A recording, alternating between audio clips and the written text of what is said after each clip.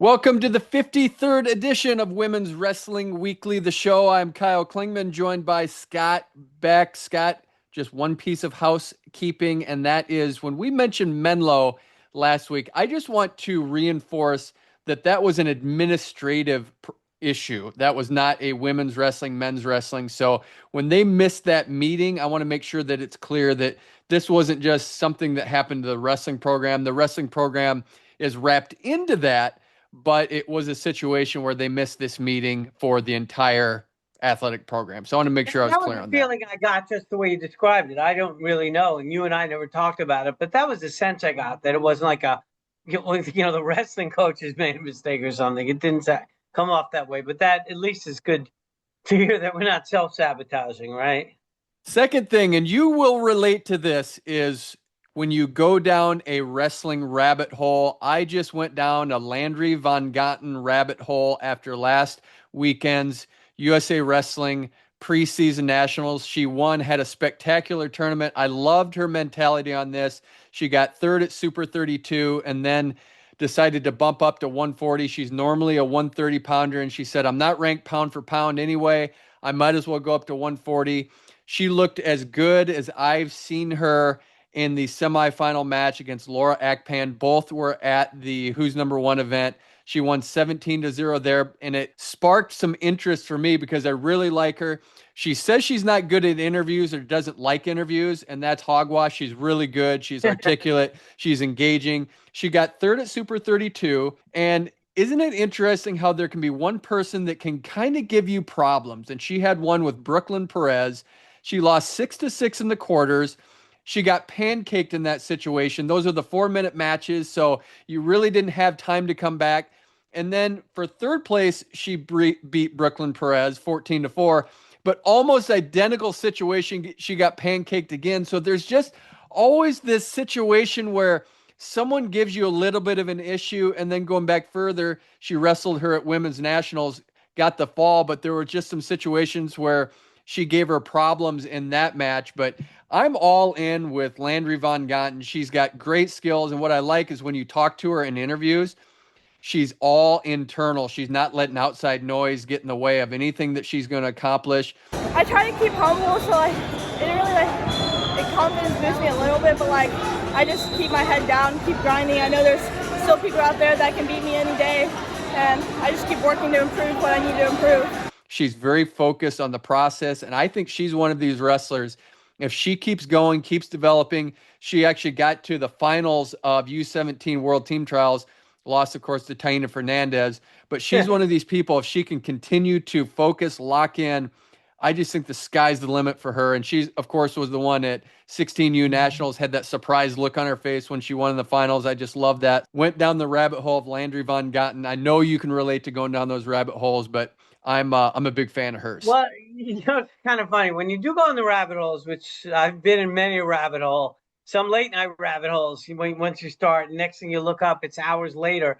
But you learn about athletes. You start looking at the brackets, what they've done.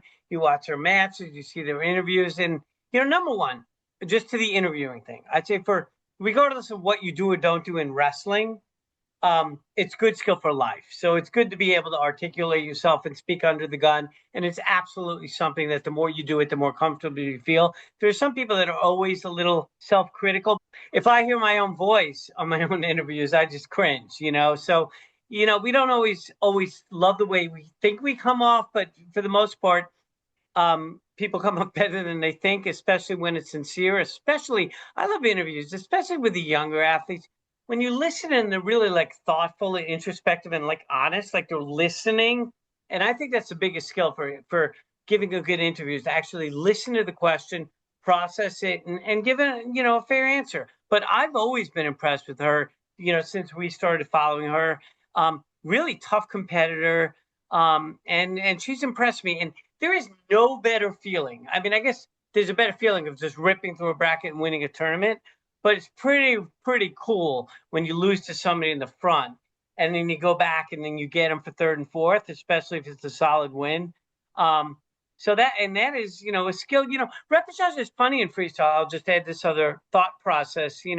Some people don't really want to compete in the backside, and I've always encouraged, athletes to do it because you learn a lot about yourself, and you never know when that may be for a world medal, or to, or to help a team win a national title. Those points. So it's a skill you need to. Nobody feels good about losing on the front side, especially if you're one of the better athletes in the tournament. But it's a gut check, and you learn a lot about yourself. And what I like about Landry is she's saying the right things and then doing the right things in practice and making adjustments, and you see those adjustments. And then I love that mentality of no fear to move up and weight and try different things and go out there, put it on the line. That's how you grow and how you get better.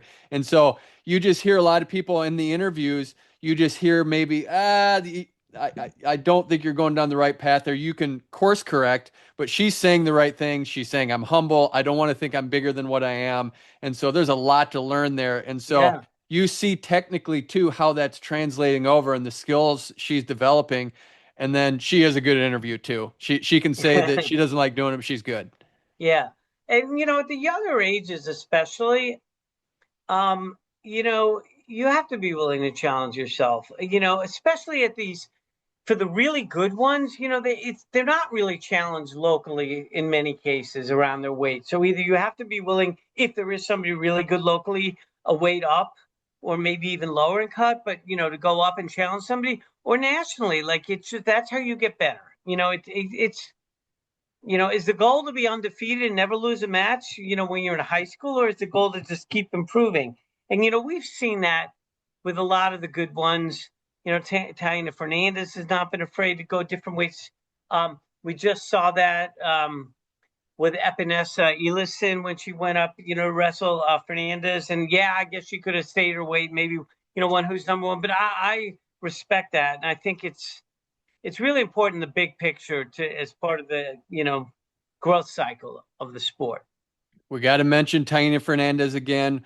We broke it down, and her Super 32 run, she's been undefeated the last 4 years. She has not given up a takedown or an offensive point other than a step out in the entirety of her 4 year run. We finally found her one loss to a non-senior level. It was when she was a seventh grader to Genevieve Alejandro, 8-0 at Super 32.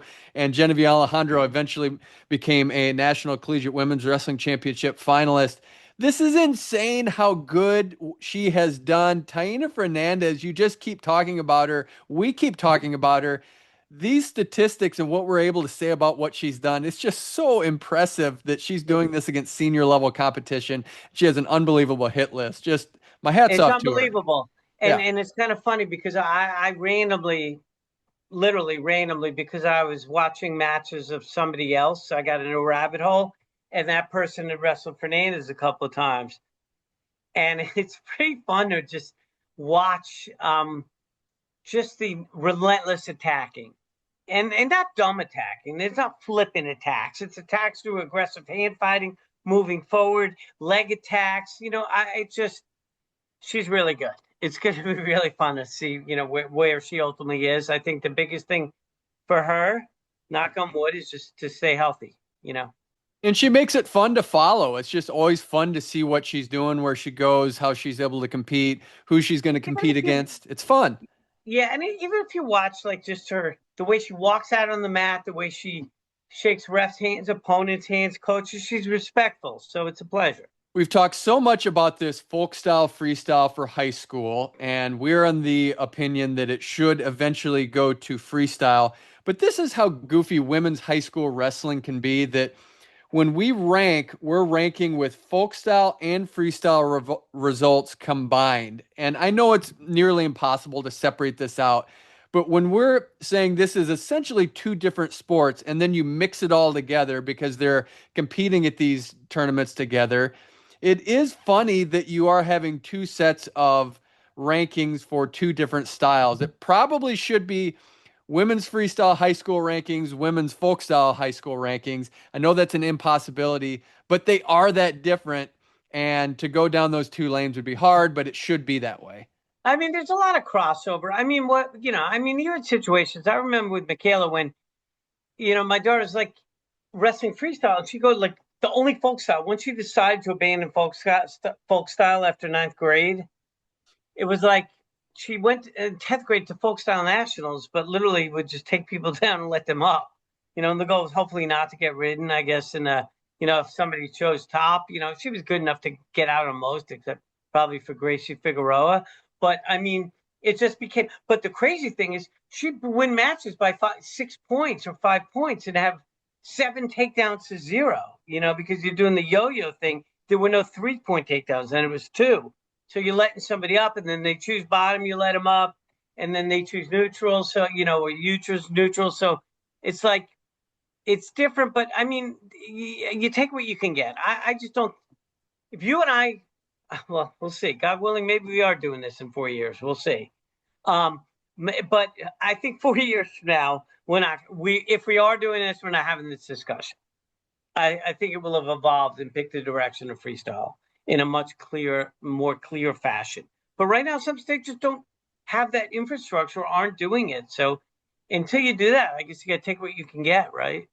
Well, let's tie this into Gray Joyce, who we talked about a couple episodes ago. She won Super 32, had an incredible run. She made the decision to opt out of going through the high school season. Folkstyle is over. She's completely freestyle. She took a little backlash for this. And I'll say I loved my experience going through high school athletics. I think it's great to be part of the team and all those things we talk about, the development, being around people. But if you are good and you can see the horizon is freestyle and you want to go for that Olympic world, your best bet is to focus on the style that will get you there. So I am proud of Gray for making that decision, that despite any criticism she might get, she's going down the lane that she thinks is best. And I think that's just a core principle. You have to do what's best for you. And if you do what's best for you, that will be the best result for other people. Yeah. And I think I have experience with this. You and I have talked about this a lot. I think the biggest thing is wrestling. For number one, it's personal. It's family. It's personal. You need to talk to your family, what you want to do, discuss it with the wrestling coach or your club coach and really sit and think about it. But ultimately, wrestling is a selfish sport. You need to do what's best for you and what your goals are.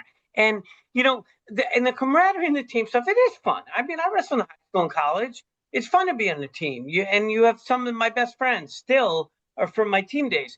The issue is, though, there's a number of issues. How much time do you want to, quote, spend, waste, working on things that would never be applicable. It's also about the grind of cutting weight, or making weight and weighing in and wrestling every single weekend and doing those mini week peaks, and in many cases wrestling multiple times a week. Now that's time you could spend working on freestyle technique or recovering or things. And then, I don't know what her exact situation is and her school situation is, but you also have if you have the opportunity to go overseas and trips with the USA Wrestling, whether it could be to the tournament and talent tournament, there's a Berlin tournament, there's Lady Clip-On. There are a number, if you're good, you could wrestle in the Grand Prix of Spain or the Flats Open in Austria, some of these senior tournaments as you get older, and you miss school to do that. And then you're letting your team down. So, you can't worry about, you got to worry about what's best for you and your family. And ideally, these discussions are made, these decisions are made in a thoughtful process, and you've really thought about it. But ultimately, you have to answer yourself. And you don't want to be in a position where you feel like for other people, you sacrifice what you believe was the best path for yourself. And who really cares what other people say about you at the end of the day? I mean, you have to do what's best. Again, she's not making these decisions in isolation. I know nothing about them. You do. I'm presuming her family's very involved. I'm assuming they've talked to mentors or coaches in the wrestling community and decided what's best for them. And then as long as you've done that, you make a decision, you live with it. And also, if you make a decision, it doesn't mean it can't be changed. If she's not happy doing that, feels lonely, misses the team, I'm sure you could make different decisions. And we've also seen with some of these ladies in high school, a number of them that have moved schools, just like the boys do in high school. Whether the whole family's packed up and moved, they've gone to somebody like Sam and left, or they live with a friend in a different town. I mean, so just because you make a choice, it's not an unchangeable choice. It's and these are not life or death decisions. These are what you're choosing to do for yourself at the time. In that situation, like you said, if you can go to the talent open, and she didn't want to do folk style, so that takes it off the table. She's saying, I want to do freestyle. This is my lane. And if Yeah. you want to do freestyle, you have to make decisions. She's homeschooled, so why not? Yeah. I think it's great. Yeah, and I was going to add, like, if it's for somebody and they happen to have, like, their high school coach is a women's world medalist around their weight and is going to roll with them every day, and they have great partners, that wrestle freestyle, it's different for everybody. I think you really need to assess the situation from a holistic analysis and, and look at it in aggregate and make the best decision. So you know what I think of folk styles. So, I mean, I 100%, especially if somebody's homeschooled anyway. It's like, what's her allegiance to the high school or the high school team? That's what I think. When we talk about decisions now, we have the University of Iowa. They have all kinds of decisions on what they're going to do with weight, who's going to move where. One of those interesting ones is at 103 pounds. Right now, the clear front runner is Valerie Solorio, who was at 110 last year, bumped down to 103. And she had a couple really tough people in her way at Iowa, Rhiann Murphy, who placed third last year, and Sterling Diaz, who's placed second and fourth at nationals. She is now the front runner. She won the Luther Hill Open. She beat Sterling Diaz, and then Rhiann Murphy did not make it to the finals, and then Valerie Solorio won the tournament. So again, things can change through the course of a season. Trust me, that it's never just because you won early on, it means it's going to end up that way. But when you are looking at the powerhouse juggernaut that the University of Iowa is, these decisions are interesting, especially at 103, 110, and then up at 180, 207 when you have some of that. But 103 for the time being, it looks like Val Solorio is in the driver's seat. I mean, especially in a situation, I don't know what their process is, and many coaches and teams are cryptic about what the process is. But in many cases, if you win a wrestle off in the room and then you go to competition and you underperform or don't win, then you open a debate. But normally, if you beat your teammates either like head to head in competition or advance and they don't, and then beat the people they did and win the tournament that they're in as a pseudo kind of competition, that tends to give you the heads up. But, coaches have their own quirks and rules, and you have to see how the season progresses. I don't love the idea. If you have a situation where you have really good athletes in the same weight class, I don't love the idea that just because you're the person at the beginning of the season, it's yours forever. But I also didn't like, one of my years at Harvard, coach recruited, it was a different coach. He recruited a freshman and we had to wrestle. And I wasn't his guy because he came and he didn't recruit me. I had to wrestle this person off. I'm not going to name the names, like 7 times or almost every other week, if not every week. And it starts out as a fall or a tech and then a 10-1, then an 8-2, then a 6-4, and then a 3-3 in overtime, because naturally people wrestle each other every day in the room. So that's the other thing. Wrestle-offs are not always the best way. I like the concept of looking at competition and seeing how people do. We had plenty of opens over the weekend, opening weekend for women's college wrestling. This is so much fun because what happens is you'll get some high schoolers enter, you'll get some high schoolers that are now freshmen enter, and then you get to see where they are against the established college stars. It's just so fun to watch. Some high schoolers did well over the weekend. Sarissa Tucker's in high school, Sophia Slaughter, Belicia Manuel, they all won the Tiffin Open as high schoolers, and then the Pointer Open, Carly Chesker and Riley Hanrahan won as high schoolers. And Violet Leisure, of course, a high schooler, won the East Stroudsburg Open. It's fun to see. You can see on the horizon what we're going to get with some of these high school superstars. And then I just love it when you see some of these freshmen that were just high schoolers, how they do. They're doing well. Yeah, and it's really good to see, and I like that they challenge themselves. And Slaughter, I mean, has just a phenomenal name for wrestling. The only other like great analogy, I guess, is Sarah Savage, which is another. But I love when you get these badass kind of names, But it's great that they go up and challenge themselves, and we're just going to keep seeing more and more of that because these high school athletes just are getting better and better. And you hear it all the time. I want world and Olympic aspirations. Those are what I want to do. There's so few spots to make that. And I think these opens allow you to get that competition against some of the like-minded people, especially in that semifinal, final round, to see where you are, establish some dominance throughout the course of a season. I just think it's so fun to watch these if we can, follow the results. It's just a blast. NWCA All-Star Classic, we had 4 women's freestyle matches. It's highlighted by Reese Larremendy's 4-3 win over Esther Kolawali. I would go into that 100 times out of 100, just knowing what I knew going into that match, Reese Larremendy against Kolawali. I would pick Kolawali 100 out of 100 times. She's a senior world team member who was close to getting a medal at the senior world championships. She just looked really good at the U23 world championships, got a bronze medal. She's the returning NAIA champion, dominated her way through the college season. She scores right away on Reese, and you think, here we go. She's off to the races. And then Reese just put her game plan into high gear, didn't shoot, stayed patient, just stayed with the game plan. Masterclass in scouting and winning a match. Yeah, I mean, you and I both like Kalawali as a wrestler. We've talked about her, and we love Reese. You know, she's on the podcast with her, and she just, got taken down, like you said, right away. And then Kalawali was in on legs again, and in a few seconds later, was able to fend it off with some heavy hips, and just did a phenomenal job. And what she did, it really was a great tactical match. She really started to take center and just starting to win the ties. And then Kalawali got a little frustrated. And then at one time, she thought, Reese had gotten a push out. She's about to get a push out, a step out, and it's just a brilliant slide by Reese, which on the edge, which is just unbelievable. Just great tactics. Really proud of her. And it was just a really thoughtful, and I'm not surprised because she is thoughtful about wrestling. We've talked to her. She not just in preparation or understanding the sport, about tactics. We've gotten into it with her, and it calls, and she really has a high level understanding. And again, yeah, you and I were on the phone watching the match together. We both, on paper, were thought it's going to be a tall task, and then as we're just watching the match evolve, it's just great tactics, great job by Reese. Congratulations.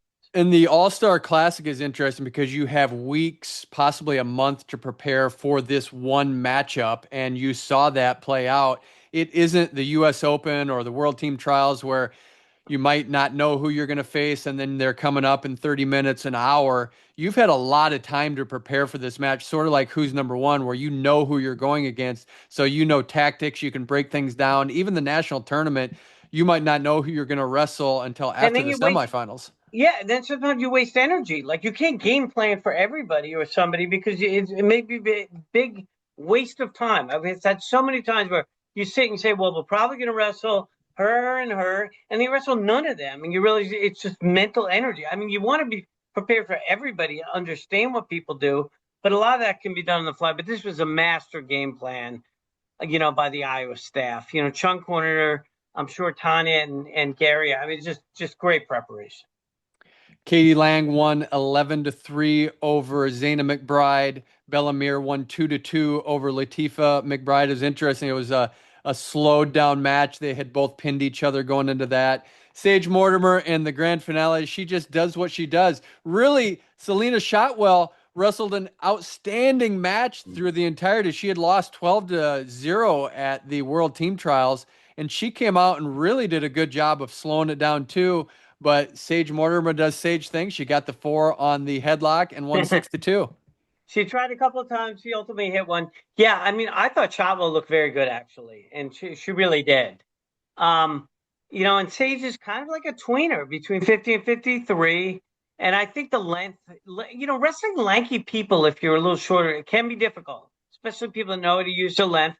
And Shotwell looked really good. Like, I was actually impressed. Sage is a competitor. That's what I love about her. She's a competitor. And, we'll see her, and we'll get to this later, but we'll see her at the Bill Farrell. And, the McBrides are very tough. And there was, Lang wrestles, she's long, she's physical, she's tough. And she was able to frustrate and shut down McBride. And then, the other McBride, Mir hit a great low-level attack once and then kind of shut stuff down. And is another competitor where she scrambled out of a position where McBride was in at the end. I mean, they were probably had Mir as the underdog, I guess, before the match, but she's a competitor too. And both McBrides are very good, and it was good wrestling. It was, you get into these situations where, yeah, maybe we're expecting fireworks, but it's people, to your point, when you have that much time to prepare for somebody, you know what their main things are, and it's easier to shut them down. So maybe you don't get as much fireworks as you're accustomed to seeing sometimes. And they were kind of defensive matches a little bit, or tactical matches. All the matches were kind of tactical matches, I think. But, my question for the world or any fan that watches this is, why are there 4 matches for the women and 10 for the men, or whatever the number is for the men? I'd like there to be more.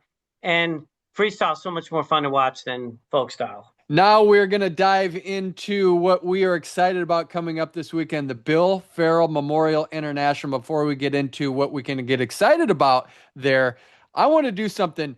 Anyone or the first person that's not Michaela Beck that gets a selfie with Scott Beck and sends it to me, I will send them a prize. So if you watch and you get a selfie and you send it to me through whatever avenue you have available to you, can look me up on Instagram, Facebook, Twitter, whatever it is. You send it to me, I'm going to send you out something cool. So I hope someone will do that. Find Scott Beck, who will be at the Bill Farrell Memorial International. It's only a few blocks away from his home. First of all, I'd say this. Bill Farrell is the best tournament if you're a spectator, because you can sit like on the mat. So to me, it's just unbelievable. You can sit there, literally be on top of the mat. And it's good. I mean, the brackets look pretty, I don't know how much we're going to get into, but they're good. And, there's a lot of, there's a bunch of Canadians and a bunch of really good Mongolians. So it's always a good tournament. Yeah, and you never know who's going to show up. I mean, I would not be surprised if all of a sudden you look at the entries in 3 days, or the day of the tournament, there's some Kazakhstan athletes. Japan over the years has always said, Taco Hara was out there last year. They've sent a bunch over the years. So it's a fun tournament. And the men's, the women are Friday in Greco and the men are Saturday. But if anybody's come relatively within striking distance of New York City, I would say it's just a great tournament to attend. You really are on top of the athletes, and the brackets are good on, the men and women in Greco, and it's always a great tournament. You think about all these international ranking tournaments overseas. This is what it is for us in the United States. We have our own domestic. It's not a ranking tournament, but we have our own tournament that we get to have that's an international style. And you forget that sometimes because you think you got to go overseas to see the best competition, but why not have something local here? I wish we had more of these. Yeah, I mean, yeah, and it's crazy because, I don't know how active. I mean, you have obviously good wrestlers have come out of New York, and you have Columbia as a college, and NYU and whatever, and you have some wrestling, and there's great high school wrestling in Long Island, upstate, and New York City is just getting better and better, through Beat the Streets and everything. But one wouldn't think New York City and wrestling, but this tournament, it was the New York Athletic Cup Christmas tournament, and they changed it to Bill Farrell in honor of Bill Farrell, who was a large-than-life figure, in the New York City wrestling community. But I mean, I wrestled in this tournament once, and probably in late '80s. So I mean, this is it's been around forever, and it has a tradition. And one time when the only negative is it's a tight venue, right? So there's only 3 matches, and it can take longer sometimes. But the tightness is what makes it cool. Because if let's say you're some high school boy or girl, all of a sudden you're just walking there, and Jordan Burroughs is on top of you, or I told you the story once when I was in high school and came to watch it. All of a sudden I was sitting next to who I didn't know who she was. I'm sitting next to this woman who was like 19. It was Darcy Kistler, who turned out to be, Marty Harlan and Lindley Kistler and Jackson Kistler. They were all great wrestlers, a bunch of them for Iowa. It was, their sister who was in New York City, and she became the prima ballerina for the New York City Ballet. And I had no idea who she was. And later on you found out, but she was just watching her brothers wrestle. So you never know who's going to be there. Rocky Aoki, founder of Benihana, whose, son is his daughter Devin was a model, and his son is a big DJ. Like a club DJ, like world famous. So it's pretty cool. You never know who's going to be there, and it is a great tournament. And when we go back to talking about what Gray Joyce has decided to do as a freshman in college, I think a lot of college athletes are saying, I want to go to the Bill Farrell because I know I can get great competition here. Take an Aubrey Krazer. She's at 59 kilograms. She's a freshman in college. She says, I want to see where I am against the best. Even if she goes 0-2, she's going to get more value out of that than going to a tournament where she could dominate all the way through. She's going to learn a lot more about herself, and I think that will help more for when she gets to the NCAA championships. For sure. And she's good. I mean, she'll be in Michaela's weight, and I take her very seriously. I mean, she's good, and it'll be interesting to see how she does against, that weight class, which is deep.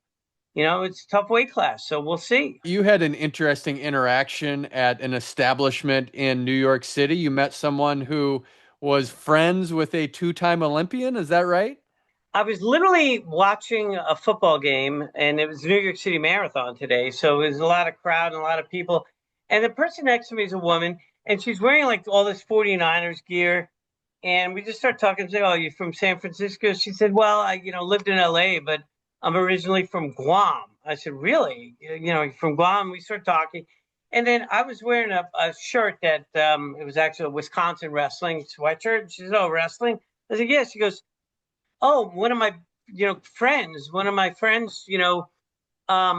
was a really good wrestler from Guam." And I'm sitting there in my head, because you and I have seen this, where somebody says, "Oh, I know so and so, they're an Olympian, or they're this great wrestler," and it turned out they weren't, right? So I said, "Really?" I go, "What's her name?" She said, "Maria Dunn." So I'm talking to her, I Google it. It turns out Maria Dunn is a 10-time Oceania Championship gold medalist, I believe. That's what it says in Wikipedia. She wrestled in 2 Olympic Games, she wrestled in 2008 and 2012. And then she wrestled for, I think, Missouri Valley, was the first scholarship athlete there. So it's pretty crazy that you're just talking about it. I'm like, really? And you look this up. So she was not exaggerating her friend's credentials. I don't think she won matches or did phenomenal in the Olympics, but the fact that you compete in 2 Olympics is pretty good. The fact you win 10 Oceania championships, you're pretty good. And the fact that you get a scholarship at the time as one of the first women to get one in Missouri Valley, you're pretty good. So it just shows you the tentacles of wrestling spread pretty deep, and the people that follow it kind of respect it. So it was pretty that was pretty fun interaction for sure.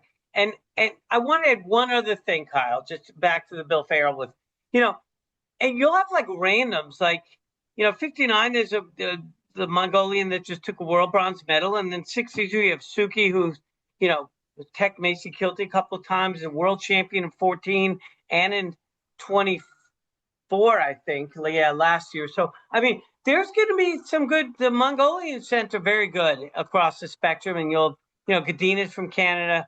So these brackets will be good. When you brought up the Olympians, it just made me think it'll be interesting to see how long it takes for women's wrestling to have those stories where that person was maybe 30th in the team and then goes on to have a successful career. We're getting some of that right now. It's slowly filtering in. It's still new enough sport, but I can't wait till we get the Andy Barth situations in women's wrestling. That's going to be fun. Yeah, for sure. And it's funny where the other thing is, there's a little aside to this Dunn story where she was in the Olympics in 2008. And in 2012, I think the Oceania didn't qualify. There's some nuance.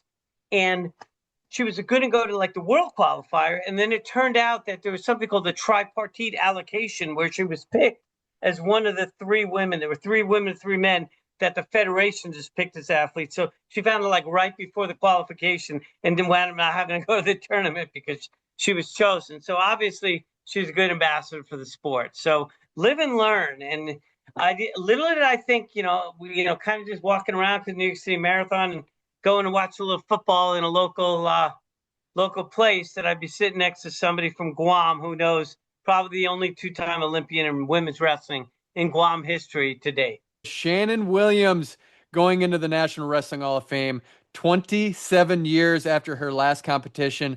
I think it's long overdue. Four-time world silver medalist, 8 world teams through the course of her career. She actually had an appearance on American Gladiators. She is one of the pioneers and why we have gotten to this point that we're talking about women's wrestling today. Well deserved. I'm so happy for Shannon. 100%. Great career, great person. I don't know her well, but I've followed her. I know of her, and it's phenomenal. I'm glad to see she's getting the recognition that she truly deserves.